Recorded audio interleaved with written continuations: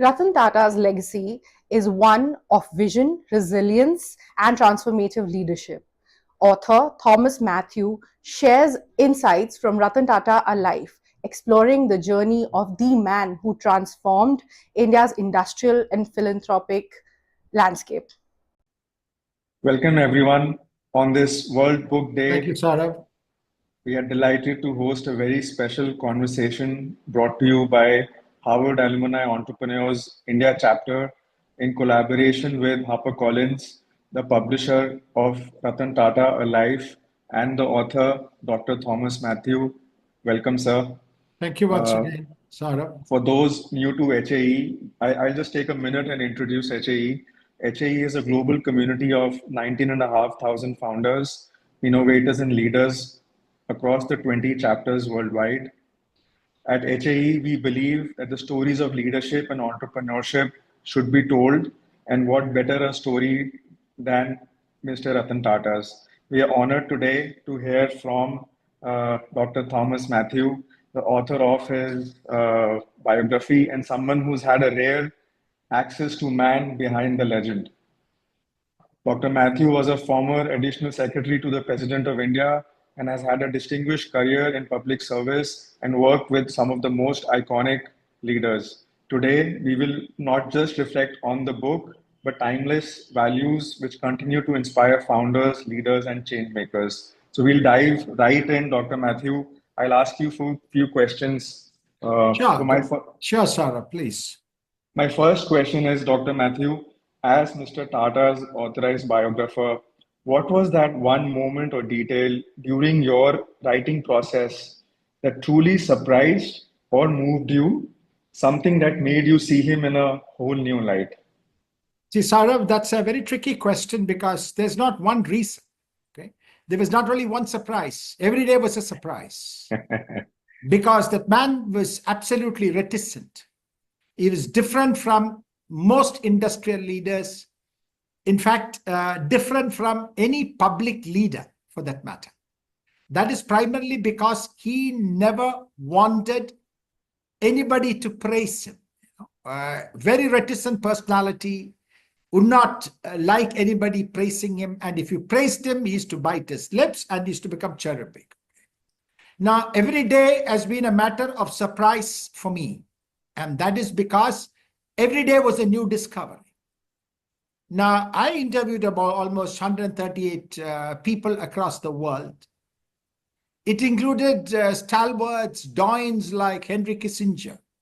And I was very surprised as to what they had to speak about. Another person who spoke in glowing terms was Hank Greenberg, who was the CEO of AIG for 48 years. In fact, Greenberg, in his interview in New York with me, said, I wish there are more nations which had leaders like Mr. Tata. Okay. That was a discovery. And very surprising, very pleasant at that.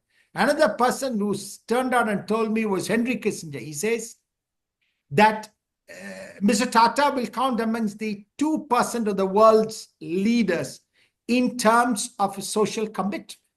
And what is surprising, let me tell you, I don't think we have been able to yet discover the true philosophy behind the man. Unlike other businessmen, please understand one thing which I've been underscoring all the time. For Mr. Tata, a business proposal is not to make money.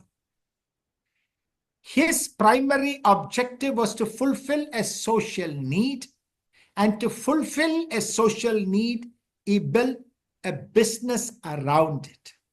So with a person like him, every day was surprising because he was so different from the normal people. So everything about him is completely different, let me tell you something, and very surprising. And in fact, I'll tell you something very interesting. You know, the man never hardly spoke. I knew him for almost 3 decades.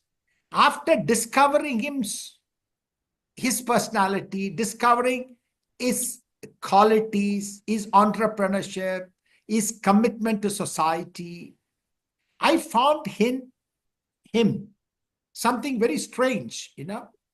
In his persona, there was a combination of characters of opposite polarities that melded into one person. Normally, they don't coexist. I'll give you an instance. For instance, deep empathy, but fierce competitiveness. Normally, the people who are associated with fierce competitiveness are not empathetic. They're not compassionate. They're not sympathetic. So one day, let me tell you something very interesting. One day I told him, sir, do you know something? You're not a creation of history. You're an accident of history. He said, Thomas, what does that mean? So I told him, sir, you cannot be created by design. The qualities in you have for some reasons come together. And it's an accidental discovery for the world, I said. So you're an accidental creature because it is difficult to create in one man opposing polarities and character. So that is this man. So it is all discovery. Every day was a discovery, let me tell you. Saurav. And you spent like few years writing the book, if I remember correctly. Yes, about 4.5 years of blood, sweat, and tears. Wow. My next question, Dr. Mathew, is picking up on the thread you're saying that different personalities. You mentioned in the book that Mr. Tata lived much of his life in a very small, modest flat or a house in Mumbai. Despite despite leading this big group, what does this say about his values, and how did this shape your portrayal of him in the book? See, this was also a surprise. Today you go to the social media. Every day you talk about, you hear about businessman X has bought a house worth about 1,000 crores, 1,500 crores, and they'll show you chandeliers, they'll show you cut glass, they will show you everything that is extraordinary. But for the entire period as chairman of Tata Sons and Tata Trust, please understand the largest conglomerate in the country. He lived in a modest 3-bedroom flat in Bakhtavar. Okay. Now, I have been accused of being, very, biased towards Mr. Tata in terms of praising him all the time. I am not going to praise him, but let me tell you what Financial Times said. You know what Financial Times said? He says the 3-bedroom flat was a book-crammed, dog-filled bachelor flat. You understand? There cannot be a greater compliment than that. So what I have done is I've tried to portray him as a simple man with high values, with great level of social commitment. Why Bakhtavar flat? Even the house which he built for his retirement, called Halakha, which means house by the sea. You'll be surprised when you walk in. There is nothing that is more opulent than what you find in a middle-class house. There is virtually nothing imported there. Maybe a piece here or there. It is a very simple house. It's just got ordinary tiles. It's just got ordinary tiles which are just modest looking. Now, what I mean to say is that talks about his personality, but please understand one thing. Mr. Tata spent his childhood in Tata House, built in Baroque style from French designs. The entire building was almost epitomizing architecture in motion. It was the best house in Mumbai at the time, the first one to have a lift. And please understand, pillars of actual size were moved from Paris for the approval of Sir Ratan Tata. So here is a man who lived in the lap of unmitigated luxury. And then, given his choice, he goes into a 3-bedroom flat, not enough for his 2 dogs, and files and books. So you will find many photographs where you find Mr. Ratan Tata, chairman of Tata Trust, chairman of Tata Sons, sitting on the ground with his dog and reading. All right. So it was an eye-opener to me. I've seen many millionaires, I've seen many billionaires, I've seen many billionaires who wanted to be seen as billionaires. But for them, it is ostentatious life that makes them feel great. But for Mr. Tata, it was just the opposite. It was purely functional. It was purely utilitarian. And I used to wonder how that man did not even have the kind of facilities we thought, even an ordinary businessman would have. So that is his personality. So it speaks a lot of his simplicity. Right. And my next question is on the topic. I think you've answered a little bit about it. Since this is the World Book Day today, and you said that books were a major part of Mr. Tata's life or the house. Do you recall Mr. Tata himself like enjoyed reading, and how that shaped up his worldview? And also same question for you. What role reading has played in your shaping of the worldview? See, Saurav, let me tell you something. We know so little about Mr. Tata. Mr. Tata never revealed what he did because, he did not want people to praise him, as I said. But he was an extraordinarily avid reader. Please understand that. But was he a voracious reader? The answer is no. Not because of anything, but for the paucity of time.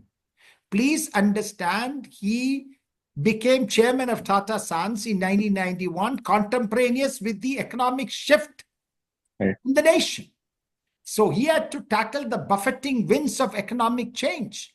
Despite that, in Halakai, if anybody had the opportunity to go to the mezzanine floor, I don't think too many people had the opportunity. You will see biographies, books, journals on automobile, on scientific discoveries, on scientific timber. So you had it all there. And whenever he got the opportunity, took the book out and read. And I'll tell you something. So I had asked him at one point of time, so which book is that you were most impressed with? There is a person who influenced him deeply, but whom he had not met. That is Robert Kennedy. Okay. There is a book by Robert Dallek.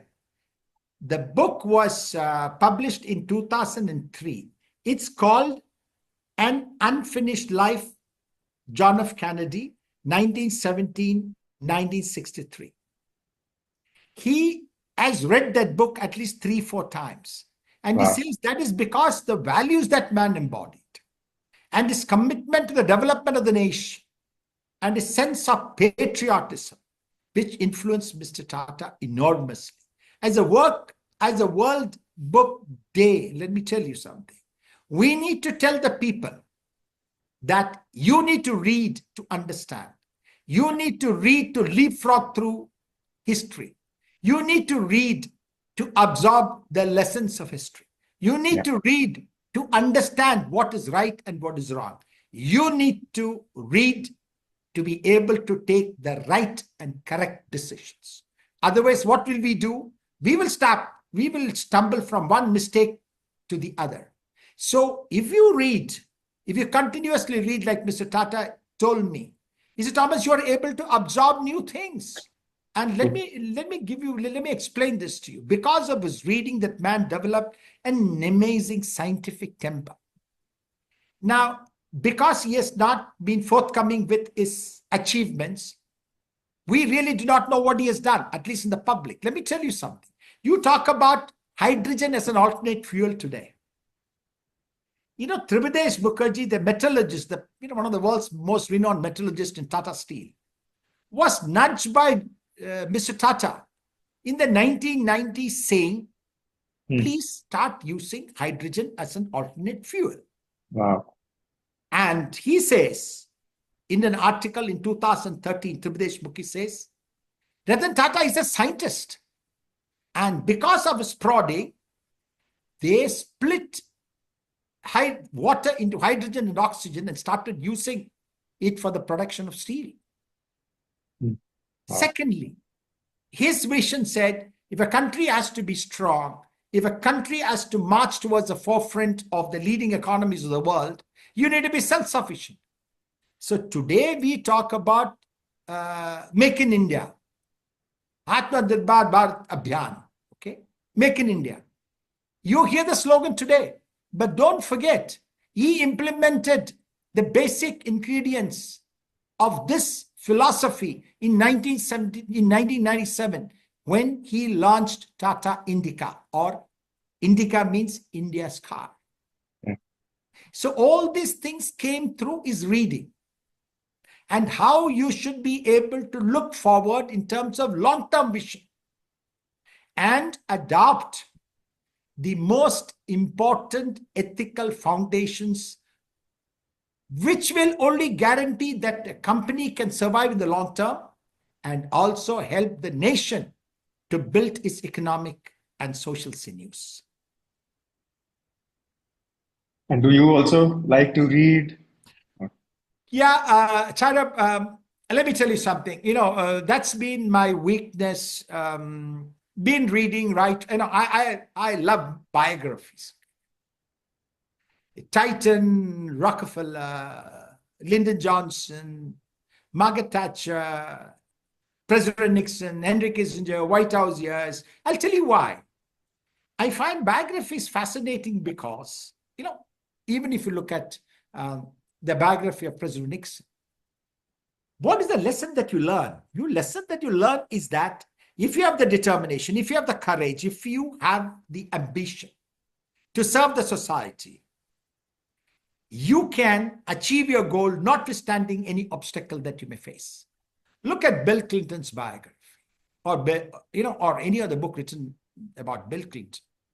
You see, in fact, I don't think not too many people know that Clinton is a name which he took from his stepfather. No. And then he says he wanted to be the president. And how, despite all the travails, he became a president. You look at Obama's biography. So what happens is that when you read, so I have had this fascination to read, because otherwise I think your soul will be empty, your mind will be empty, your goals will be empty, your ambitions will be empty. And we are not a full human being.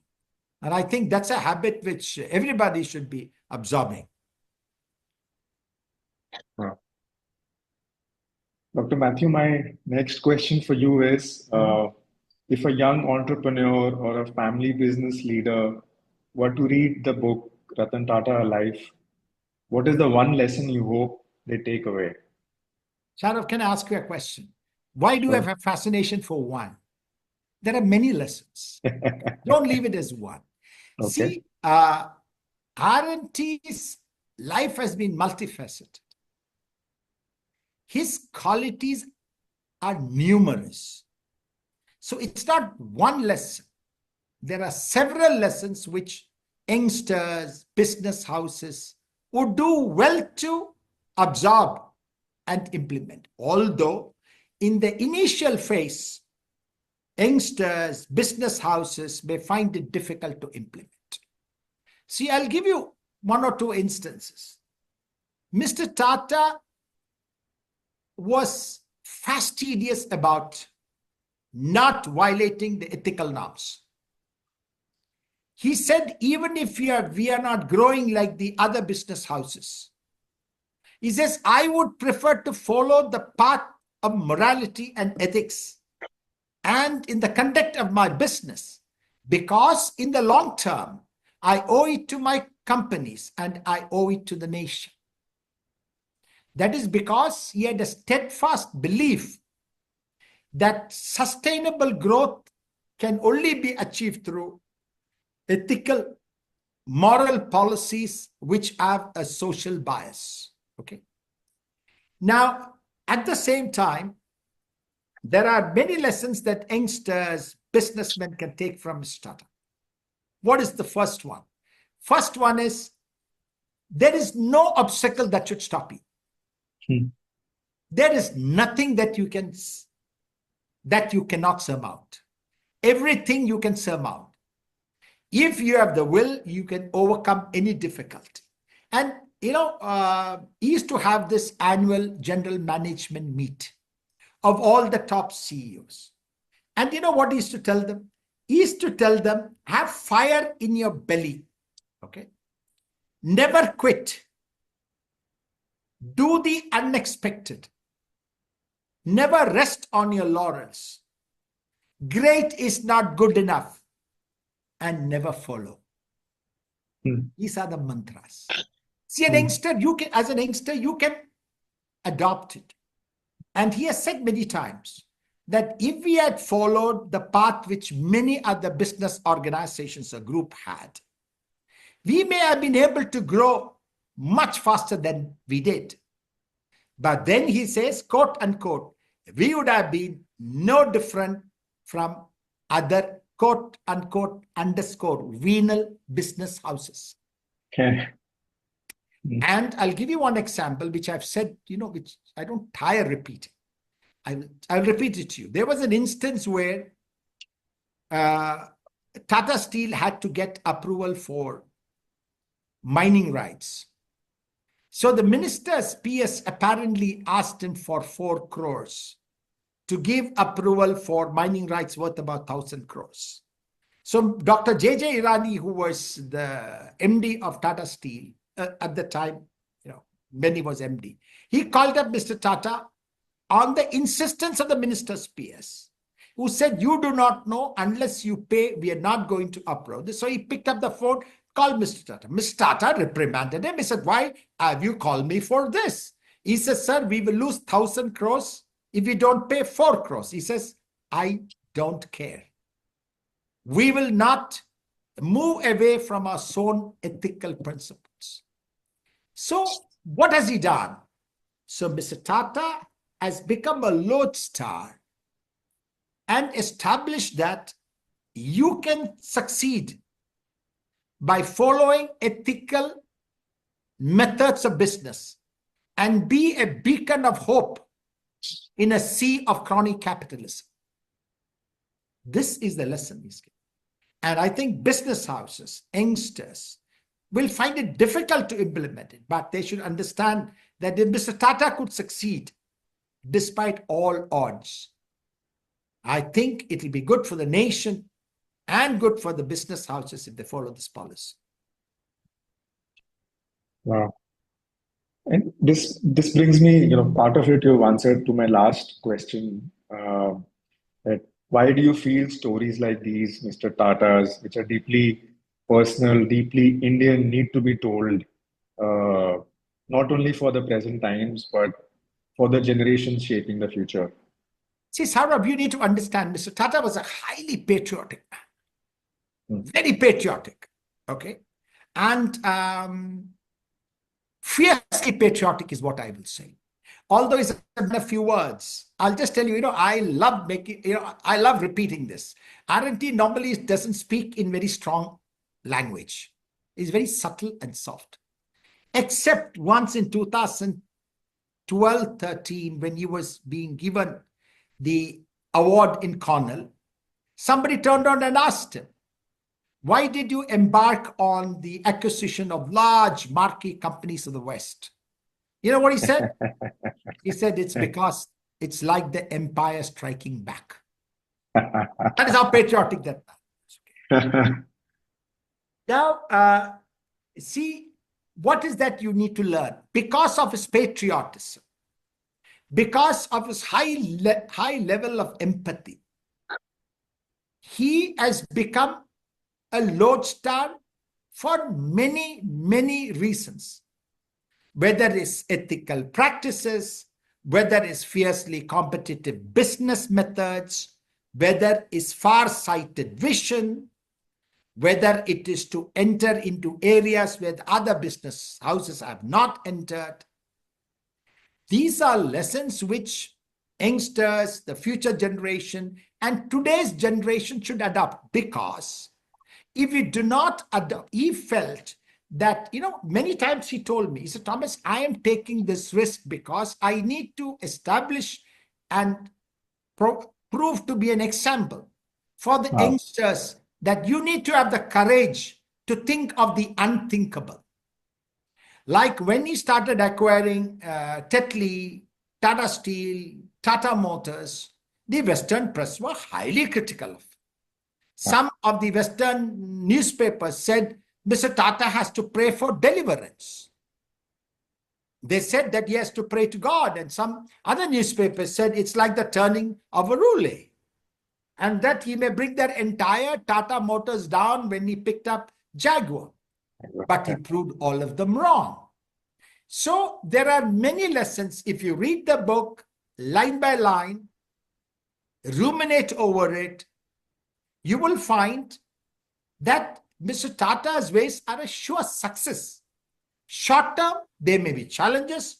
Long term, I think would be fabulous for any company. Imagine Mr. Tata took the turnover of his companies, that is Tata Sons, from $100 billion, from about $5.4 billion in 1991-92 to $100 billion in 2012 when he stepped down. That is 1,742% growth.